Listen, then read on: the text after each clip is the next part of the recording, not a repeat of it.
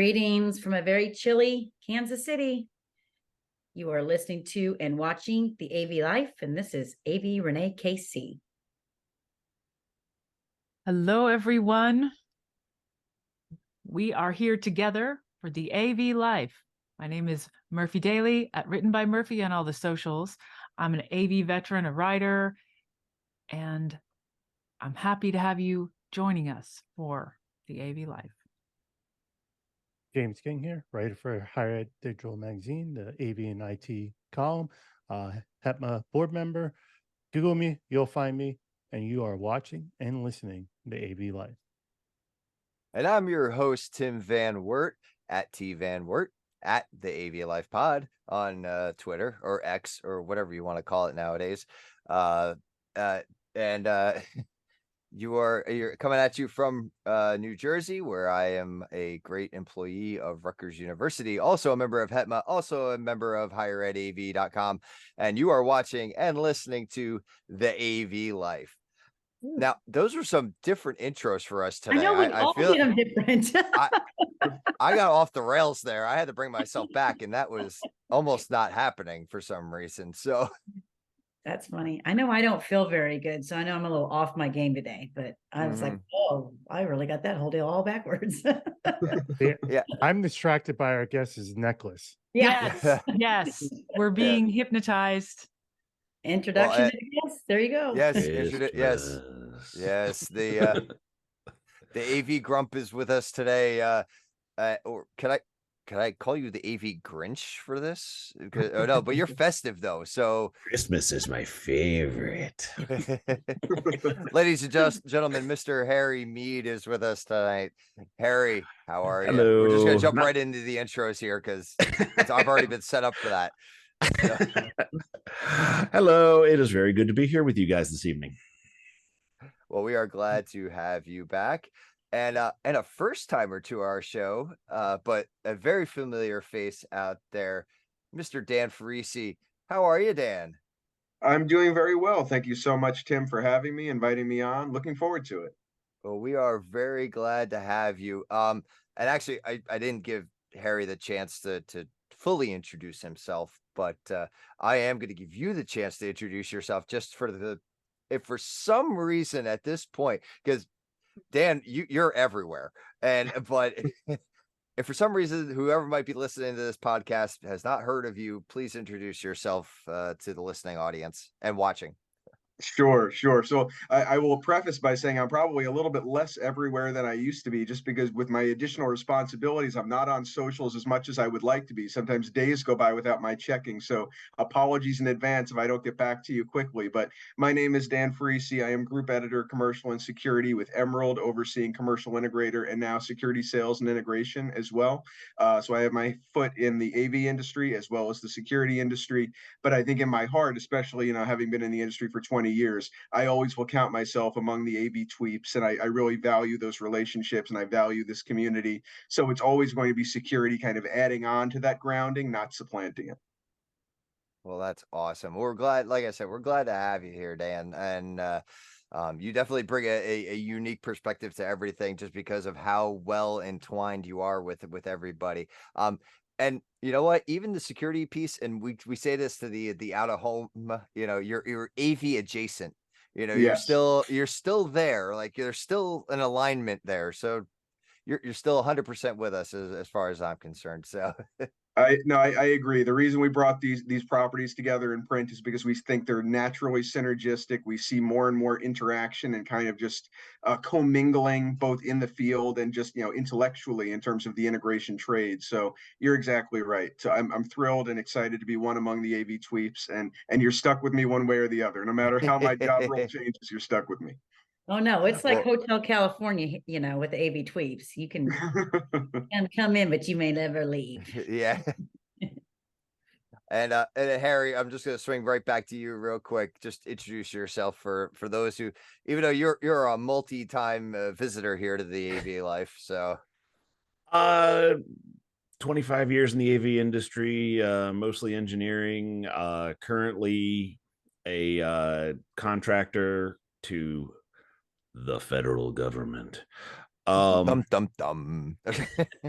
and where I do control system programming, engineering, a lot of just keeping old stuff running.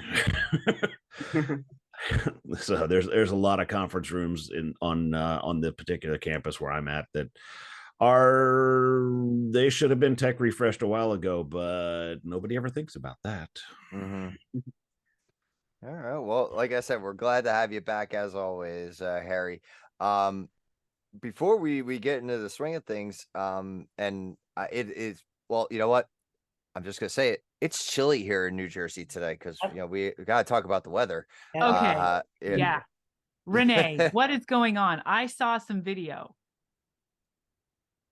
about your neck of the woods. I wasn't going to ask about it before we got on air, but was there snow over where you are? There was snow here for, I don't know, maybe 24 hours or so because the ground is still pretty warm. So it didn't stay long. But yes, there was some snow. My husband and I were out celebrating in downtown Kansas City this weekend. Did you Note on us. therefore discover the true meaning of Christmas? No, it was like 2 days after Thanksgiving. I'm not there yet. It takes me until like December 1. So come on, haven't you seen the Hallmark movies? It takes time to get there. Know. Like, yeah. I just put my fall stuff away today. So yeah. I don't know. It sounds like you as a career woman might need to go. You need to go back to a small town farm. or yes. In a small town, a really small town. Anyway, yes, we did, but it's gone. But it's still okay. cold. All right. Well, there's still time. There's obviously still time. I have my little baby Yoda, Santa hat, okay. Bluetooth speaker. He hangs out with speaker. me. It's a Bluetooth speaker. It's a Bluetooth speaker. Yeah. Oh my gosh, you have all the gadgets. Oh. That was from my bio mom gave that to me. Very nice. Last Christmas or the Christmas before. Yeah. Right up your alley. Yep. So, but yeah, so yeah, we the same thing. Like on the curb right now are like my pumpkins and the mums that have frozen and died. So they finally went out for yard waste. So that's the last of the fall festivities. And but yeah, some of my Christmas lights are out and the tree is up and trimmed. So that's ready to go. All ahead of me. Is anyone on the show an ardent winter weather fan? Like they love 20, 30 degrees. They love all that stuff. I mean, I love Christmas. Like I love the holidays. I just wish it were Christmas in 90. I don't like it that warm. I like it cold, but I wouldn't like 50s. That's my kind of weather. Christmas and 50 is perfect. Yeah. I think I need to do like Christmas in St. Martin or something like that. That'd be awesome. See, I was like gonna say the temperature kind of dived. Yeah. I like cold weather, and yet I'm a wuss right now because my alarm goes off and I'm like, I don't want to face the cold. And I'm in LA, right? So it's not really that cold. But when I lived in Alaska, when I grew up there, we would not have let the house get as cold as it does here because we're not sealed off. We have all these thin little jackets. Yeah. We expect to be able to walk around barefoot in tank tops. So I'm like, if I were better prepared, I would love it. But I also think that when it gets cold in the beginning of the cold season, it's like our bones aren't really used to it. Like 40 here is like, oh, I'm freezing to death. But 40 in mid-December, I'll be like, sweatshirt, I'm good. I think you get accustomed to it. I don't know. But my last trip of the year is next week, and it is in Mississippi. And I looked it up, and it was going to be like mid-50s. I'm like, really? Can't get one more bang of 70s or anything, but it's still better than here. So do others also have trips coming up the rest of the year, or people hanging up their frequent flyer miles until 2024? I got one left and I'm done. I was gonna say that's a good segue, Dan. That was something I wanted to talk about, like the holiday plans. Like where are we at this point? Are we wrapping up any shows or anything like that, or are we kind of like in cruise control? Well, I think DSE is next week. What is it? LDI and DSE. Now they're a combined show, I guess. So I'm not going, but I mean, obviously Sony will have a huge presence there, but that one and then mine. And I don't know if there's anything else. I don't know, but I just think one more and then I'm done for like it's a long time. The whole rest of the year, I'm done traveling. But so we're fast approaching the end of the semester, and I've got 6 days of 6 half days of CTS training to go through. So yeah, and I went out and ordered a physical calculator. I actually went out and got the TI 30XS or whatever they specifically. So I went out and ordered it. That showed up today, so I'll be playing with that with my AV math prep course too. So I'll be working on that. It's like, talk about going back into your high school algebra, like conversion type stuff. It was like, oh, wait a minute, how do I do this stuff again? It's like, you know, when you wondered when you would use the math again. Yeah. This is when you use the math again. They never told us about CTS. No, they never did. CTSD was crazy for that. I'm told now that you actually get a sheet that has the formulas that you can actually use during the test. Wow. But I mean, you still have to do the math yourself, but we we didn't have the formulas back in my day. We didn't have we didn't have the formulas, and I took my test the Friday of Infocom. So Infocom? Like Infocom. So that year I barely went out. Like I would go grab some dinner. Like that was back in the Extron party land even. And it's like, nope, get some dinner. Okay, go back to the hotel. See ya. And I was back there just pounding formulas and everything else, just trying to get that stuff into my head to actually get the thing done. And I managed to pass it. But yeah, so yes, the math is interesting. You got this, Tim. Well, that's why I'm glad I'm taking the course, and then I just need to make sure I book my exam like early January, and then that way it's all still there before it's gone. But yes, and I feel confident that I'm gonna know a bunch of the stuff already because I know the things and I do the things already. It's just I want that certification to say yes, Tim really does know what he's talking about most of the time. Which one is it? Just a regular CTS. Oh, you'll be fine. You'll be fine. So, you can roll that one. I am very confident in you. Well, thank you. So that'll be So luckily it works out nicely that the classes are during exams.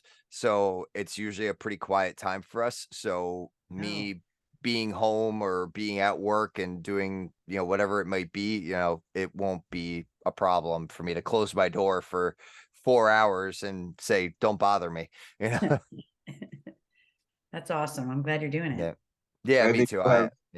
You'll have good news to share in January. I have no doubt. I remember when Brittany DeCesare got hers, she was so excited about it. She wrote a best practices piece for commercialintegrator.com about like ways to study and different tips and tricks that she used to make sure that she could get it. And I have a feeling you're going to be joining her ranks and all the others. I have every confidence in you. He's taking I'm taking a note to look up that article. Yes. Read her tips and tricks. But yeah, I was gonna say, after you get it, my only advice is don't wait till the last minute to do all your RUs because that's a lot of webinars. Oh yeah, no, I will say, like, I'm pretty good about that. Like, even without having to do the RUs right now, like, I'm pretty good about like signing up for them and sitting down and because there's just so many opportunities. I feel like nice. There's so many companies out there doing that online and Exertis Almo, and they're really good at that too. And we've got some too that we put out there that it makes it so you don't have to cram. Do a few Yeah. a year, right? Yeah.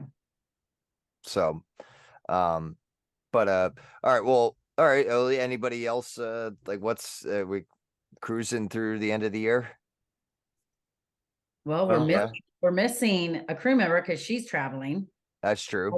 I don't know how many more trips she has left the rest of the year. Well, Maybe and I know Joe is still crazy building his team, and you know it's going to be interesting to see what develops after when he finishes that.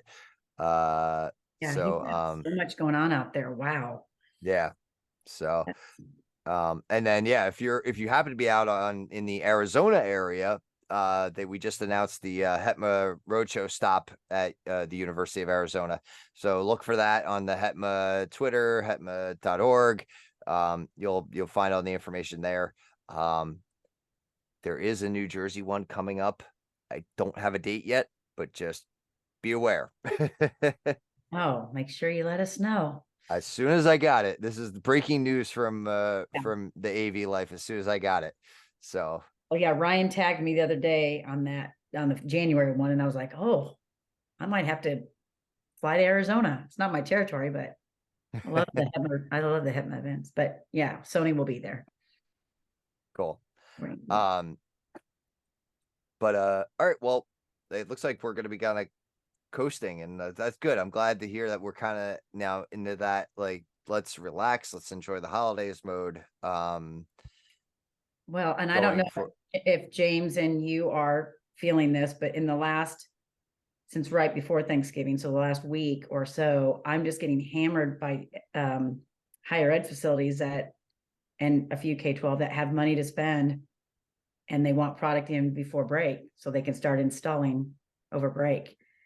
See, our fiscal year is still June 30th, so I have time, so I'm not. This is Colorado, so it must be a little bit different. But anyway, I'm like, all of a sudden, it's like, I feel like we just did this summer, right? Like, I feel like we just went through this a minute ago, but here we are again going, yes, crunch, get it in. Good luck to you with all your installs. But yeah, like I'm not seeing installs, but again, I'm in a you're in a brand new building. Yeah, so yeah. Well, a new building that's a a new whole building nother that you're story. I was gonna say that you're constantly repairing, it sounds like, but Yeah, but that's a whole nother story. Yeah, that's a you whole shed nother blood, sweat, and story. tears on that building. Oh yeah. All right, Murphy. You know what? Well, let's shift gears and go over to the PM minute, and then we'll shift back and continue this piece of the conversation if we need to. So go ahead, Murphy, take it away. Well, I'm happy to have the AV Grump / Grinch with us today because I'm thinking about, we're not at Christmas yet, but we just finished Thanksgiving. And as a project manager and as a person managing projects, doing the schedule this time of year is challenging. So everybody knows to get out the calendar, go, okay, we have Christmas on this date, and these are the days that have to be done, or these are the dates, the very big milestone dates, and everyone can think about that being their calendar. However, it's not just the big milestones that matter. Those are important and they can be missed. But when it comes down to the actual success of the project and the team, knowing what the team is up to, being on a relationship with the team and asking the questions to know when they're actually going to be available, because there's a lot of different unexpected dates of when people are going to be off. Not just the people on your own team, but maybe the people you expect to rely on from your other partners. Like, oh, the guy that we always call who helps us from the vendor. Well, what if he's gone? And if that person is gone, how's that going to affect the project? If these are tight deadlines, and Renee, you just said it, there's a crunch and there's a whole bunch of people that really want to get it all done super fast. Well, these little connections that we have learned to rely on, this network that we've created, starts to get holes in it. And then the success of these projects can fall through those holes unless we up that relationship and know where are these people actually going to be? The people that we rely on, where are they going to be during our crunch time?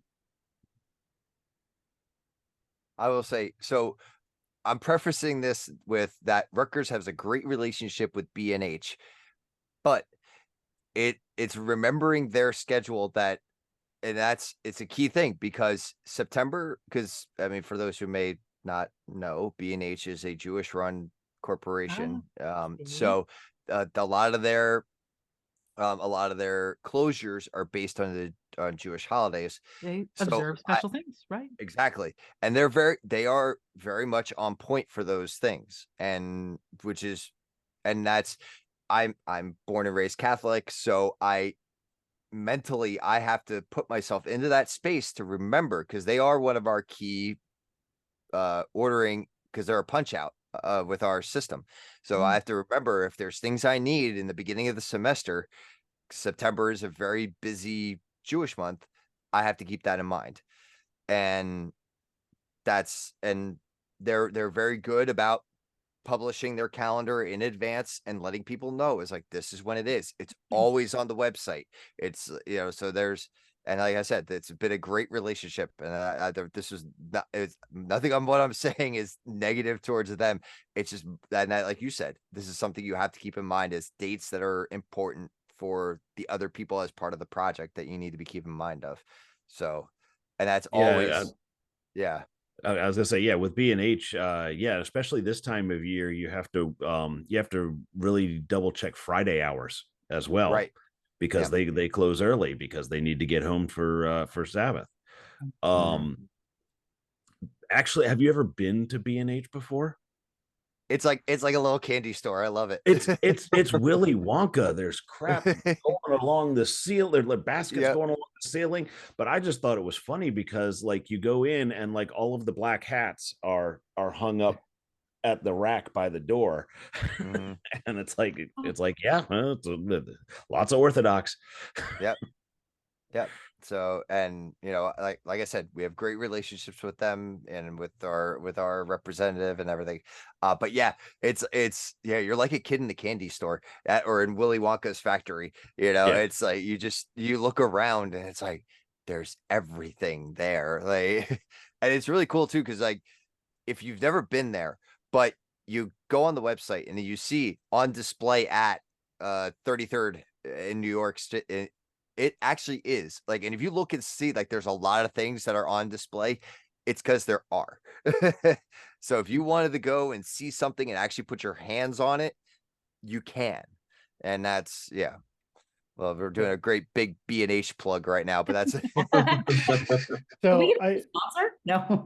Yeah. To go on it, I think we gotta be mindful of that all year round, not just during the holidays. Yeah, holiday schedules are always tight, but I know that we've always talked about this on the back channels of the higher ed Slack group. And Dan, maybe this would be a good article for commercial integrator. Is, I don't know, Tim, I know you do. I know I get calls. We get cold calls right around August and September and go, hey, we work great with higher ed. Well, if you did, not to call us at that time. right. And that's just like B&H and all these other companies who have tight schedules around this time and holidays. Know your clients' schedules as well, and make sure that you're not bumping up against their schedule. Yeah, no, like Renee, if I reached out to you in the middle of June and said, "Hey, can we have a meeting?" What would you tell me? Where are you going to be?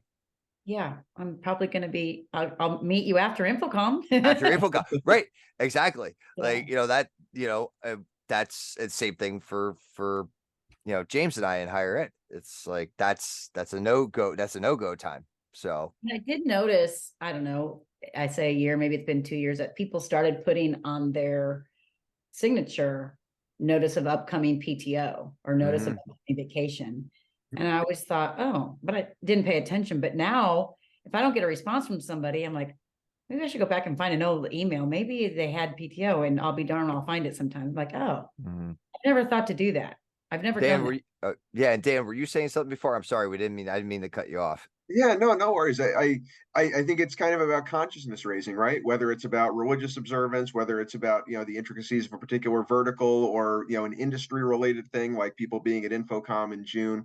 I think it's just kind of stepping out of your own subjectivity in a sense, your own experience, your own lived reality, and think about what is he or she doing in their religion or in their trade or in their, organization, and just kind of really catering yourself as much as possible to them. I think that could really be a very interesting article. To your point, James, whether it's about higher ed and not calling on you in late August, early September, or any other way. Just the idea, I think we're so familiar with our own beats and routines and rhythms and schedules and when our busy time is. And I think sometimes we probably take for granted that, oh, when we're available, other people are going to be available for us as well.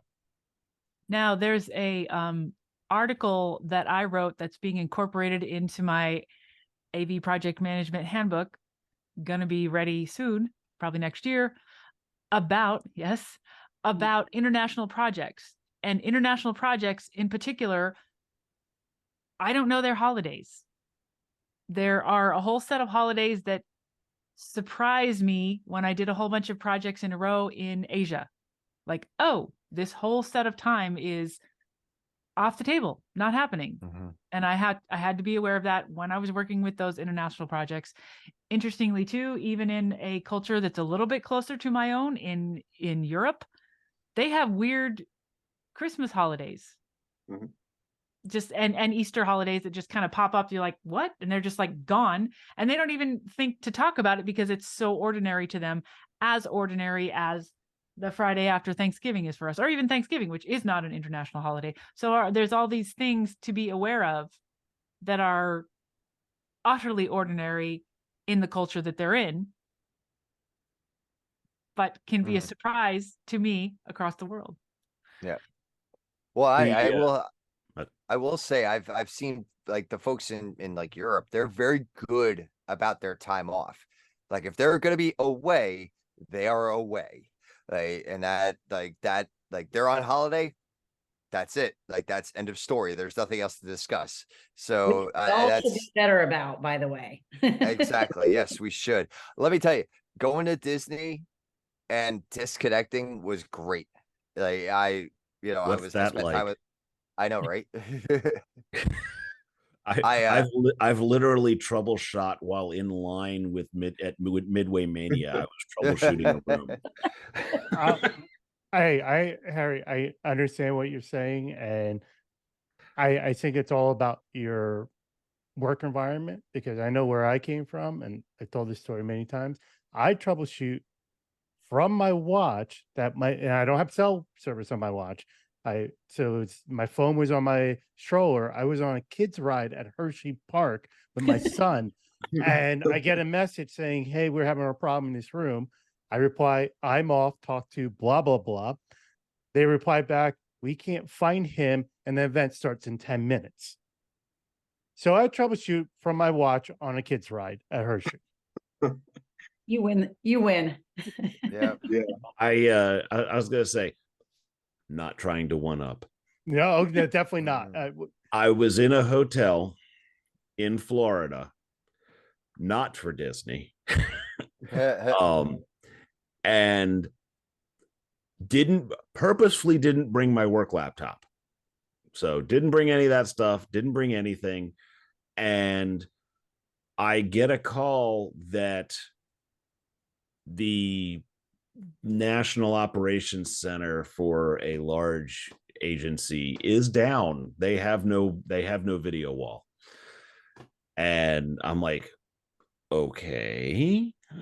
So I literally, because I've been in that room so much, I have most of it memorized. So I literally spent 2 hours on the phone in my hotel room before I left for the day, talking somebody through getting this video wall back, this whole entire massive system. I'm selling it short by just saying a video wall, but getting this entire massive system back up and running and saying, okay, well, does this connection work? Does this connection work? And trying to figure out where the breakdown was. And I managed to do that I did that for like 2 hours in a hotel room, just Yeah. cold.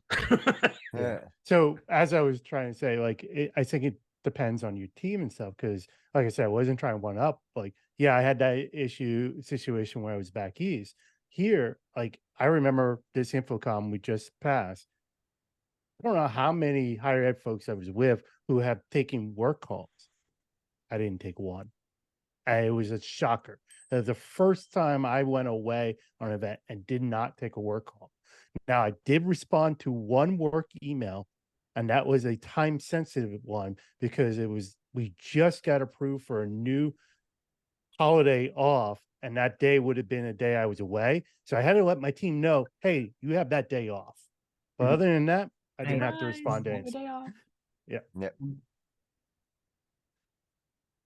Tim, you were fully unplugged, like you weren't checking emails at all, like you just enjoyed that family time at Disney.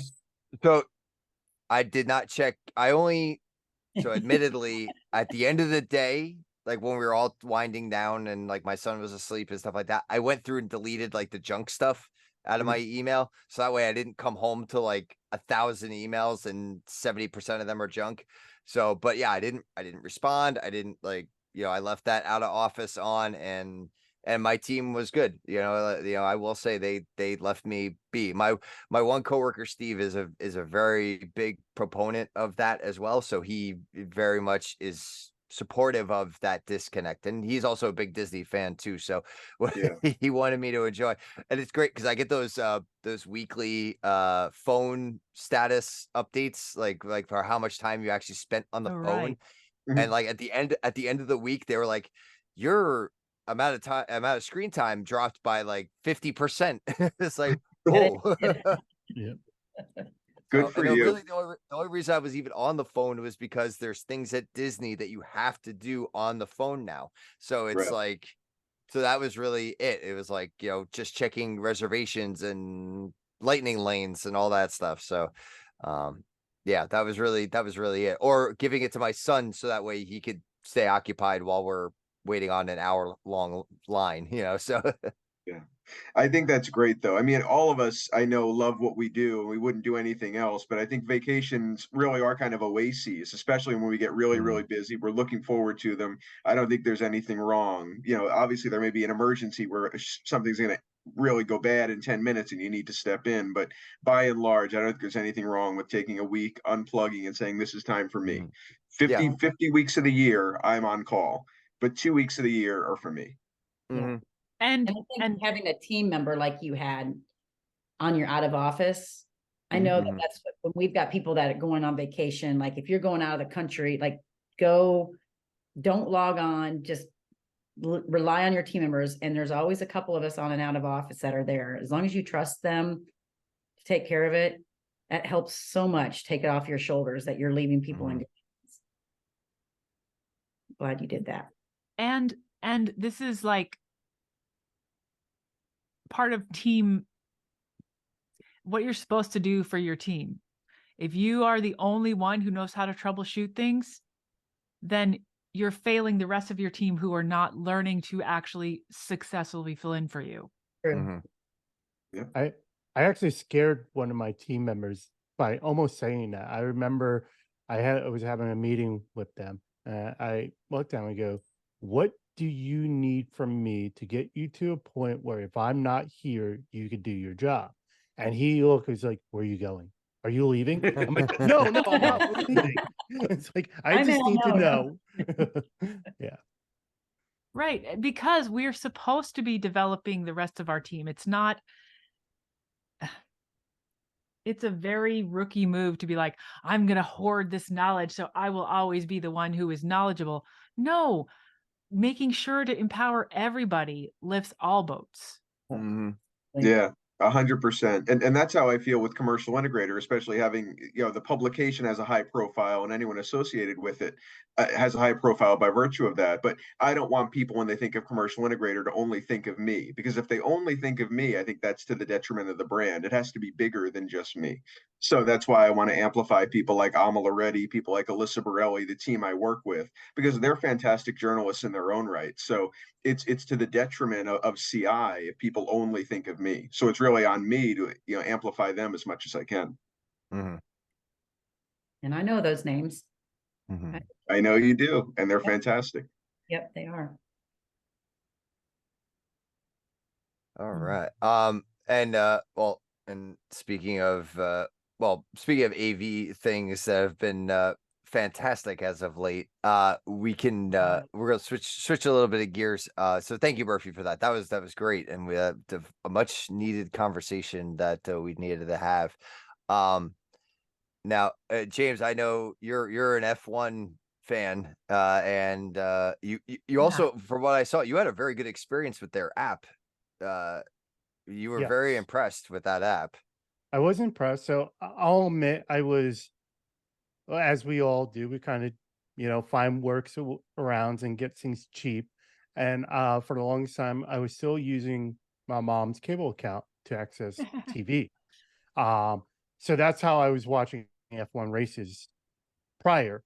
Well, my mom, like everyone else, is saving money. She cut the cord and did away with her cable thing right before the Las Vegas track race. I'm like, Grand Prix. And I'm like, great. How am I going to watch the race?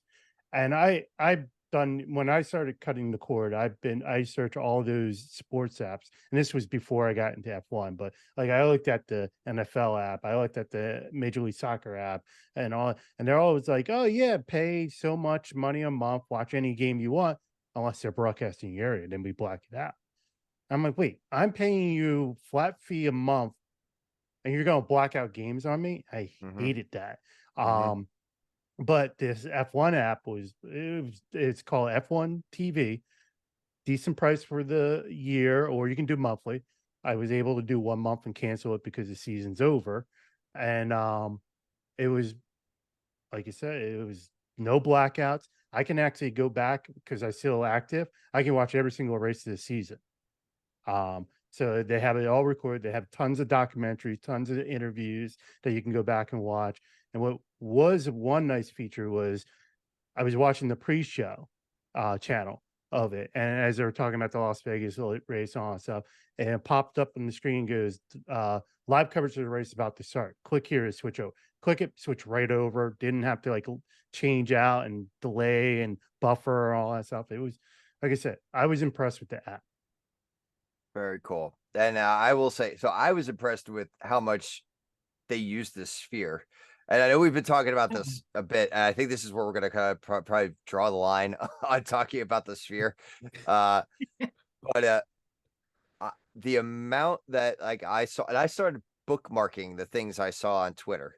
Like they put like a Las Vegas theme over it, and it looked incredible. There was something of there was one of Patrick and SpongeBob like watching the race go by, which I thought was so cool.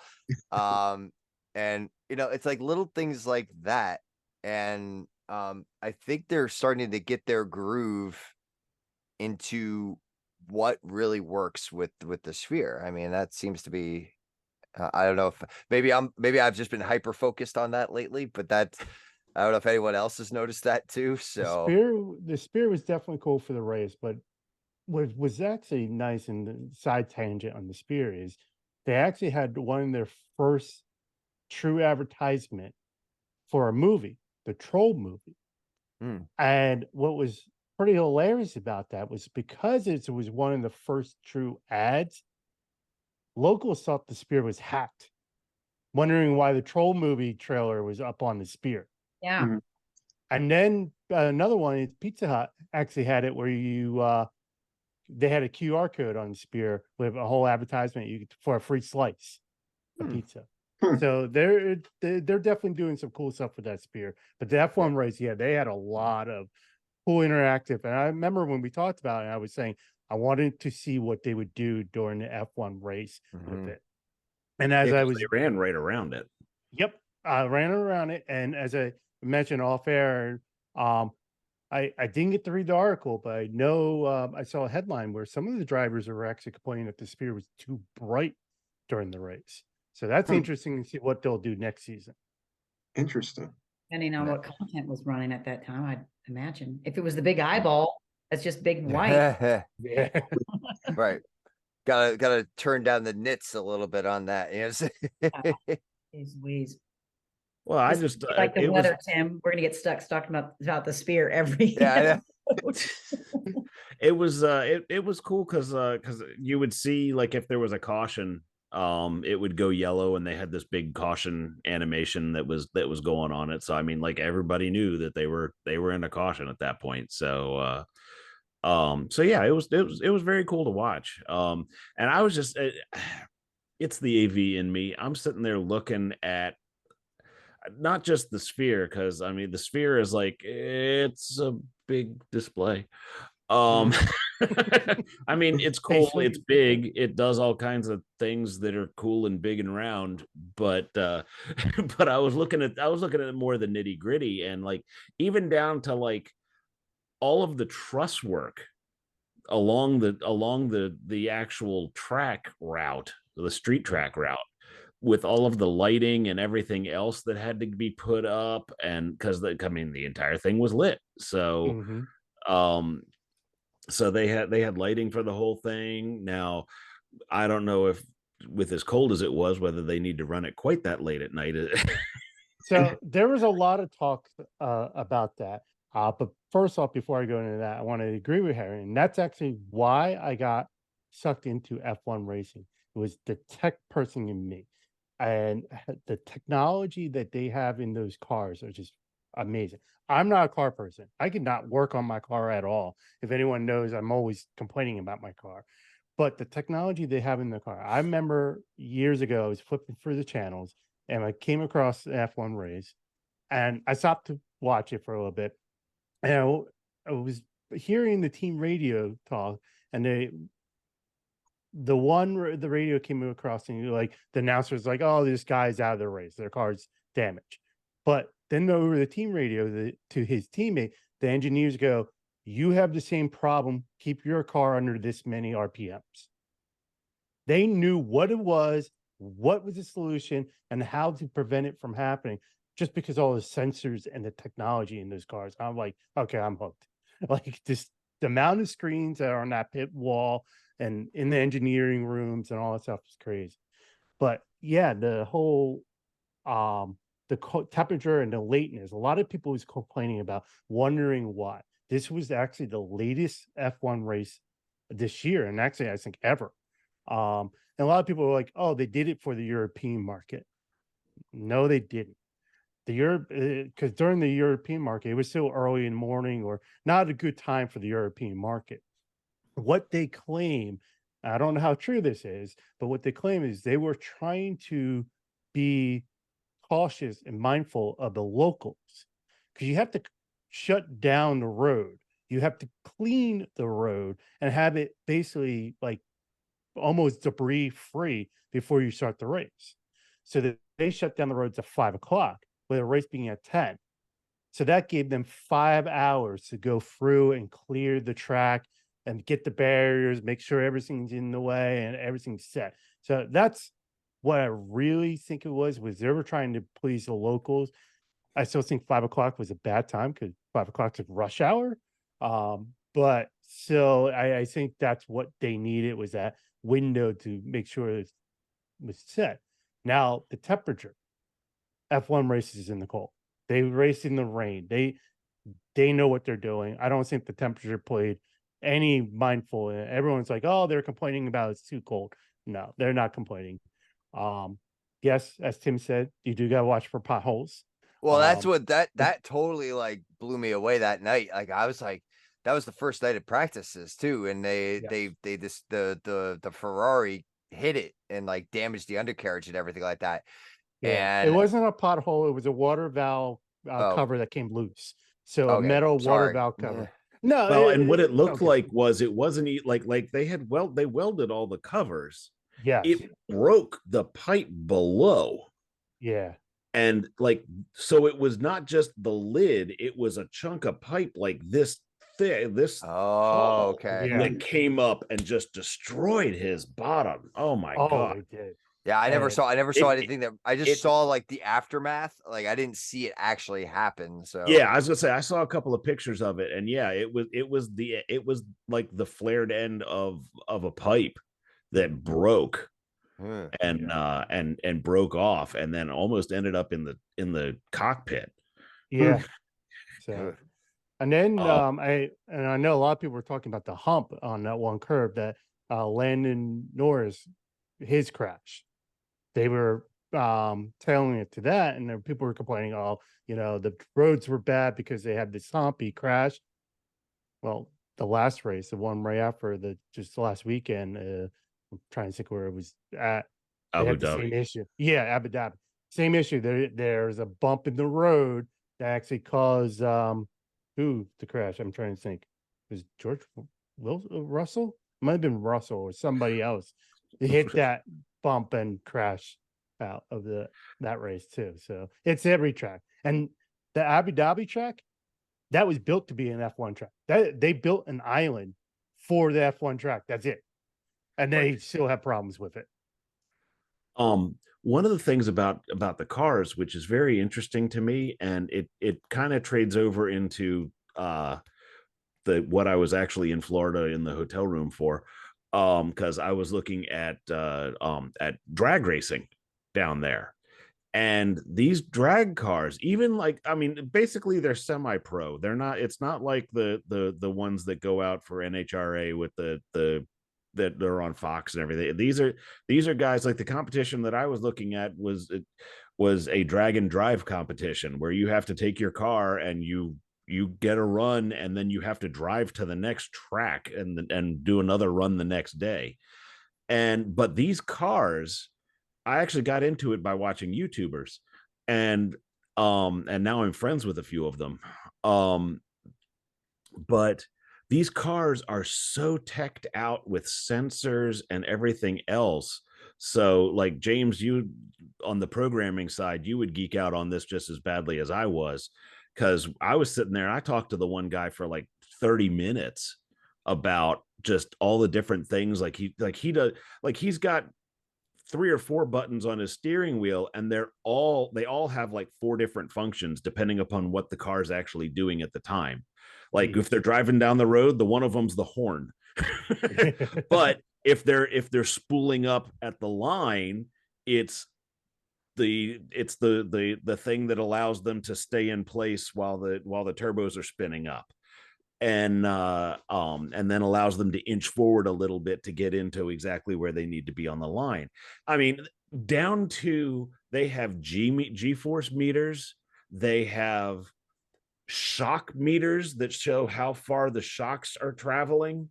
Yeah. They have individual temperature sensors on every output of exhaust off of the engine, so they can tell if a particular cylinder isn't working correctly. I mean, just they have mountains and mountains of data, and this is, like I said, this is not the real like super pro guys. This is just they've replaced the computer in their car, and all of these guys, they have a laptop, and right after they do their run, they get back, they hop out, and they pull the data log out of the car so they can follow along and see exactly what happened when, and if there is something that they can tweak to it's like, oh well, our shocks maxed out here, so we need to slow how much the shocks extend, so that it can get past that and keep on going, so that we don't possibly wheelie and do all kinds of other badness. But it was just it's very cool, all of the technology that is in these cars. And F1 has the benefit of they radio all of that telemetry back to the pit wall. Yep. Where they're just watching it, and they have engineers that are making decisions based off of what they're seeing. Yep. And I mean, at the Abu Dhabi race, they saw on Daniel Ricciardo's car early on, they saw the fact that one of the front brakes was heating up more than the other one, and they figured out that it was a piece of debris. It was one of the tear-offs from one of the helmets that had gotten into the air duct for the brake cooling. So they actually called him into the pits, and they fished it out and then sent him on his way. Wow. So it's Imagine if we all had that amount of real-time data at our disposal, like just on our regular Yeah. everyday jobs. It would Well, be, but you got to also say what is it, like the winner, the champion has almost like 10 million in the cap coming to them, like, yeah. or Gotta pay maybe for more than that. technology. Yeah, More than your they TI get calculator. tons of money. But even in your own car, I have a cheap little reader. And I actually I have a better one that's an app that I need to try off my phone. But I have a cheap little reader, and the book that comes with it has thousands of codes that it can tell you. That it can tell you exactly if something's going on. Like on one of my older cars, the spark plug coil pack, the coil packs would start dying. And it would tell you, oh yeah, cylinder 2. It's like, okay, cool. Night, everyone. Bye, James. Have a good Bye, one, James. James derailed your show with F1. That's all right. No, I was planning to talk F1. Not that much F1, but that's it's okay. No, I mean, but you know what? That's the life in the AV life, as far as I'm concerned. So it's all. Well, I It's mean, all. and for programmer types, it's the same as when you go to a restaurant and you're looking at the speakers, or you're going to a concert and you're trying to see the tech that they're using. I mean, we all do it. We all do it. Yeah. Mhm. The funniest thing I ever saw was a group of us went out to Extron training out in California, and they they took us to Universal on that Saturday, and we actually had like a private tour of the group of 30 of us or whatever through Universal. And they took us on the Back to the Future ride, which basically, if you don't know what that is, you get in a DeLorean, and then the ceiling opens up in the room that you're in, and your DeLorean rises up along with another 20 of them. And it's a motion simulator with a huge domed screen. And everybody in the car is turned around to see what projectors they're using Yeah. for this screen. Because we all do it. We all do it. Yep. That's just the lot that same thing when I'm at Disney and I see the projector mapping happen on the castle, and I'm like, okay, who are they using to do that? And it's like, Enjoy it on and a like, whole other level, not just the experiential level, but the how is this magic happening level. right, Yep. exactly. Yeah. And we know what's great too is that my son is starting to ask those questions. Like he knows it's not magic, but he knows that there's technology behind it. So he likes to ask those questions about like, how is it happening? Where's it going? Like showing him like where the sound booth was at Festival of the Lion King, and like having him see the guy working the board and showing him where the mic, like that was great. Like he loved that. Like, he's I mean, maybe I got an AV tweep in the making, but we'll Recruit see. where we can. We got to get them going. So, yeah. Yeah, we find the AV wherever we go. So It follows us. it follows us. Yeah, it calls us. It's like, wait, something's going on here. And I've said this before. My wife constantly has to tell me, you're not working right now when things happen. It's like the microphones will start buzzing, or she'll look at me and I'm like, I'm not thinking about what's possibly wrong right now. Fire! It's in our DNA.